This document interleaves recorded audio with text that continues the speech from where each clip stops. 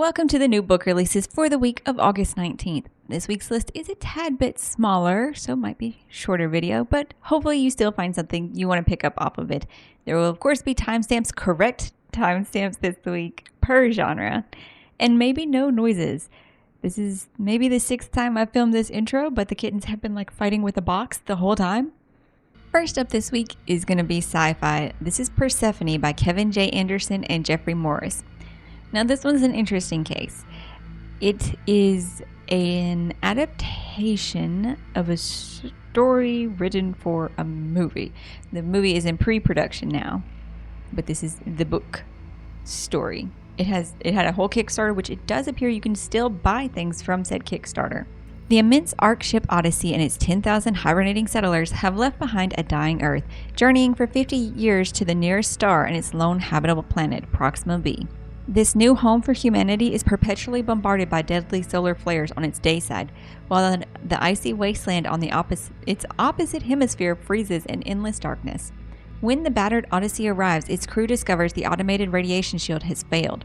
Something appears to have damaged or perhaps even sabotaged their technology on a world where humans have yet to set foot. Then moving into fantasy, we have one that I feel like a lot of people might be really looking forward to.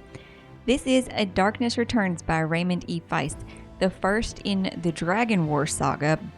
However, this is connected into his larger multiversal Rift War cycle. As worlds collide, Hatashili, last scion of the Firemain dynasty, his beloved Hava, and their dubious friend Dante have been transported across space and time from their war-torn world of Garn to the relative peace of Midkema.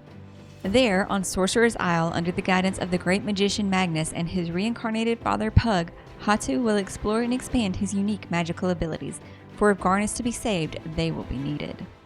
Our next one is Voyage of the Damned by Francis White. 12 magical blessings, 12 days at sea, one chance to stop a killer and save the world. For 1,000 years, Concordia has maintained peace between its provinces.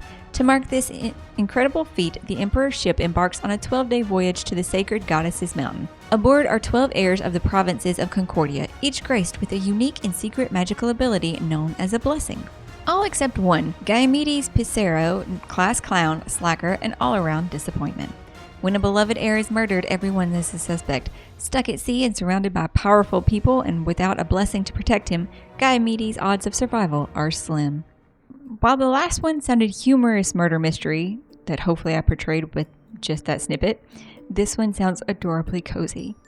The Full Moon Coffee Shop by Mai Mochizuki and translated by Jesse Kirkwood. In Japan, cats are a symbol of good luck. As the myth goes, if you are kind to them, they'll one day return the favor.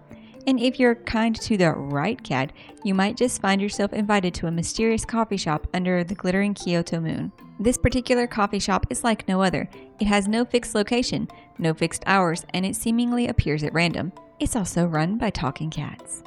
While customers at the Full Moon Coffee Shop partake in cakes and coffees and teas, the cats also consult their star charts, offering cryptic wisdom and letting them know where their lives veered off course. Then we have the first novella in a planned trilogy. It might be another one of them. There's a trilogy of novellas. She Who Knows by Nnedi Okorafor also takes place in the world that the author has already created in her previous work. When there is a call, there is often a response. Najiba knows. She has had the call, but how can a 13-year-old girl have the call? Only men and boys experience the annual call to the salt roads. What just happened to Najiba has never happened to the history of her village. But it's not a terrible thing, just strange. So when she leaves with her father and brothers to mine the salt at the dead lake, there's neither fanfare nor protest. For Najiba, it's a dream come true. Travel by camel, open skies, and a chance to see a spectacular place she's only heard about. However, there must have been something to the rule, because Najiba's presence on the road changes everything and her family will never be the same. Our final fantasy is The Wind That Sweeps the Stars by Greg Keyes, Alone Against an Empire. When Yash of Zalta arrives in the fortress of Hongang, she is greeted by as a barbarian, a simple pawn. Her marriage to Prince Czech has been arranged, they say, to avert war, yet she knows the truth, for the armies already ravaged the land. A skilled and deadly assassin, there is more to Yash than any might suspect.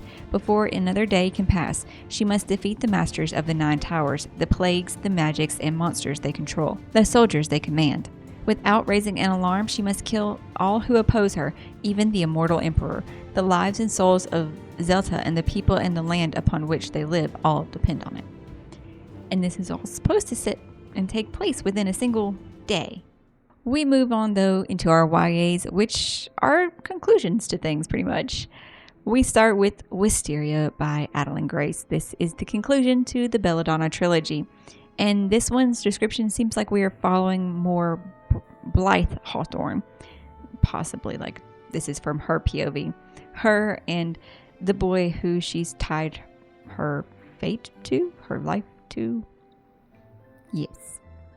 Following up the events of Foxglove, pretty much, with Belladonna being the first one in the series, following the girl who can't die, but everyone around her keeps dying, so she says she's haunted by death. And she sets out, though, to not have this last bit of her family killed, as they are sickly, kind of, and they're her last remaining family, and something weird is going on there.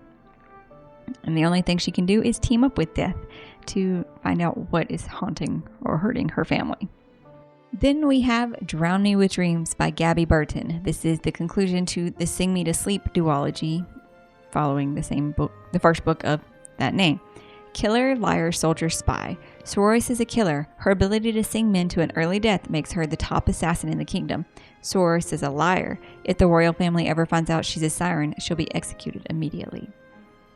Because they're banned? Killed, obviously.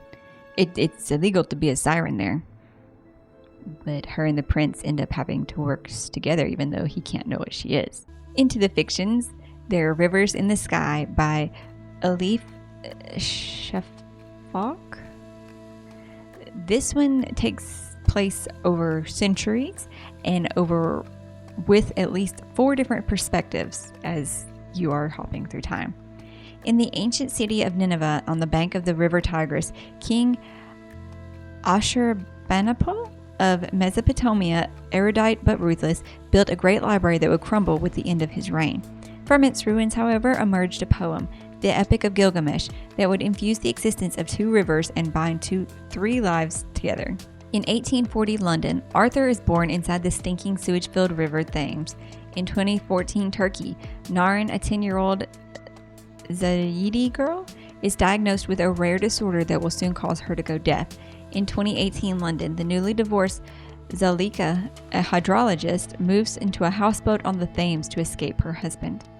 And through all of these, they are discovering this story that ties back to this ancient land.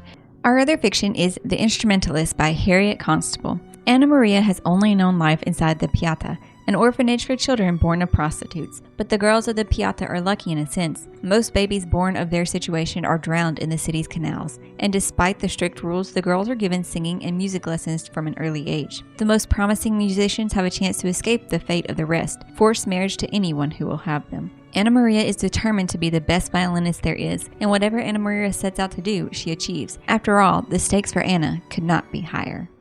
Might be a bit weird to transition to romance now, but here we are. Bridesmaid Undercover by Megan Quinn. Aurelie Prolom is delighted to be heading up the Bridesmaid for Hire program at Magical Moments by Maggie. When Hardy Hopper, one of their billionaire investors, approaches Aurelie for help with his friend's wedding, she's more than happy to step in. But Hardy has an extra assignment for her. His ex-girlfriend will be the maid of honor opposite his role as best man, and he wants Aurelie's help getting her back.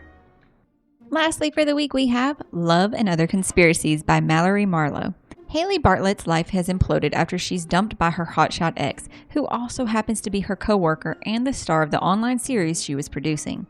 Without a new show to present for the company competition, she'll be out of a job.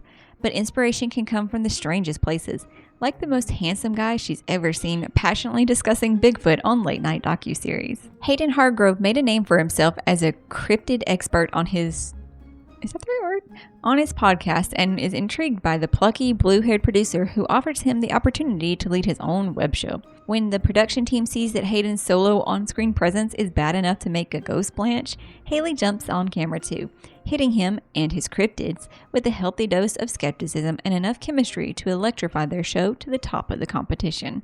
That's all I've got for you this week. If you know of anything else coming out, though, that you would like to let people know about, be sure to drop it in the comments down below. I hope you're finding something awesome to read today, and I'll see you in the next one.